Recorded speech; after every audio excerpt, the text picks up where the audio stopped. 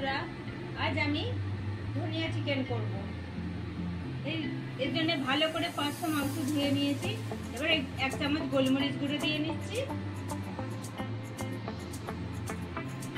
আর এই দেখুন 1 চামচ আদা বাটা দিয়ে নিলাম।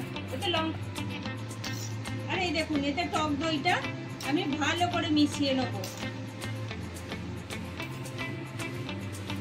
4 কোয়া রসুন বাটা দিয়ে নিচ্ছি এতে। এবার এটাকে আমি সুন্দর করে ম্যারিনেট করে আধ ঘন্টা রেখে দেবো। সব কিছু সুন্দর করে মিশিয়ে নেব।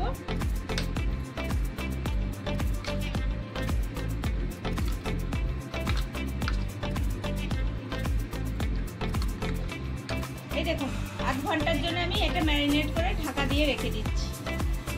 চিকেনটায় আমি নুন দিতে ভুলে গিয়েছিলাম। এবার আমি নুনটা দিয়ে আবার সুন্দর করে মাখিয়ে রেখে দেবো।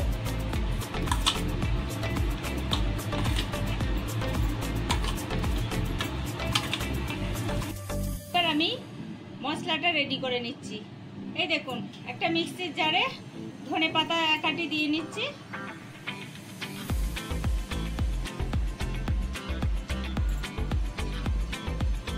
এই দেখুন একটুখানি বরফ দিয়ে নিচ্ছি যাতে এই সবুজ রংটা থাকবে। এবার আমি এটাকে বেটে নিয়ে আসছি। এই দেখুন বাটাটা খুব সুন্দর হয়ে গেছে। এবার আমি চিকেনটা বসাচ্ছি। একটু সরষের তেল দিয়ে নিয়েছি।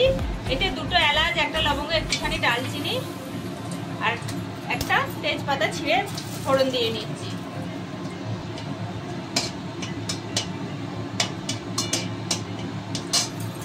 এই দেখুন এবার 2টো পেঁয়াজ আমি কুটে নিয়েছি ছোট ছোট করে, এটা দিয়ে নিচ্ছি। এবার পেঁয়াজটা একটু ভেজে নিই, কারণ এটা লম্বা লম্বা কুটিতে আমি ভুল করে ছোট ছোট বলে দিয়েছি। একটু চিনি দিয়ে নিচ্ছি। অল্প করে একটুখানি নুন দেয়া দিচ্ছি, কারণ ম্যারিনেটে নুন মাখানো আছে। এই দেখুন পেঁয়াজটা আমার প্রায় ভাজাই হয়ে গেছে। আমি এতে টমেটো ব্যবহার করব না।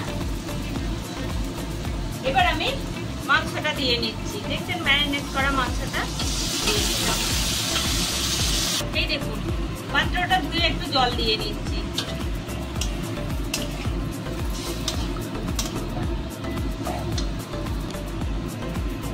এবার আমি মাংসটা, এটা জলটা শুকুক আর ভিট করে হোক, তারপর আমি দেখাচ্ছি কি করব। এটা আমি একটু ঢাকা দিয়ে নিচ্ছি মিনিট 5-এর জন্য। এই দেখুন বন্ধুরা মাংসটা আমি কষছি, আর একটু কষা হবে, তারপর আমি ধনেপাতা বাটাটা দেবো।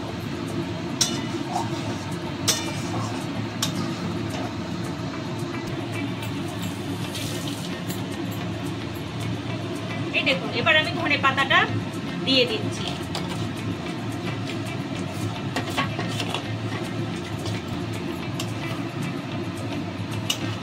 এই দেখুন আমি এবার ধনেপাতাটা দিয়ে মিনিট 5 কষবো, তারপরই আমার মাংসটা রেডি হয়ে যাবে।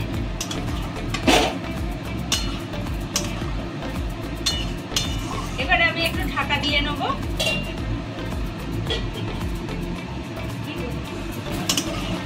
এইরকম ঢাকা দেবো আর খুলে খুলে নিয়ে, আর ধরে না যায় যাতে এই একটু একটু নাড়বো আর ঢাকাবো।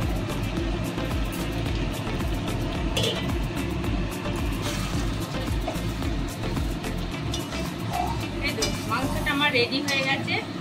এবার আমি নামিয়ে নেবো।